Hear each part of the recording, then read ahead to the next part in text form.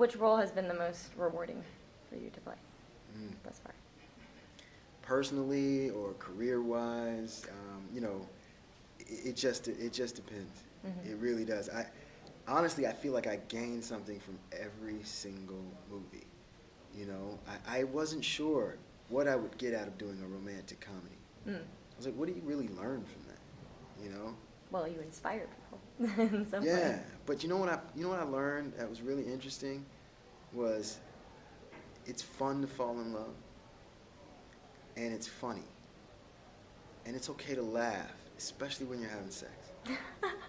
Like, I think every time I had, like, for a couple of weeks after I finished the movie, if I had sex, I was laughing. I found it funny because it's such a intimate act, but why can't intimacy be funny?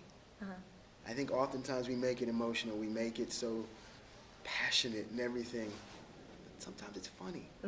And I know, I'm sure as like a woman, you wanted to laugh so many times, but you can't because you don't want to hurt the guy's feelings. Because You know it's what I mean? awkward. It's It an is awkward awkward. thing. It's totally awkward, and you don't want to you don't want to hurt the guy's feelings because he's not doing something right, or you know what I mean. He's not paying attention to you or something. And you know, Sex and the City, I think, was another show that kind of got that right. Yeah. You know, and I remember laughing at some of their sex scenes in that show. They were never passionate. They always found the funny. Yeah. They shot the film in 33 days. How was that with your connection with Taraji? Well, here's the interesting thing. I shot 2 movies, basically, over the period of this film. I shot a whole love story with Taraji, which was like the first 2 weeks of production. And, I mean, we just came to work and made out all day. It was great. I think you guys turned everybody in the film. Great. It was just, I mean, I just found myself, I'm like, man, we are just making out, like, constantly. We can't keep our hands off of each other. It was great.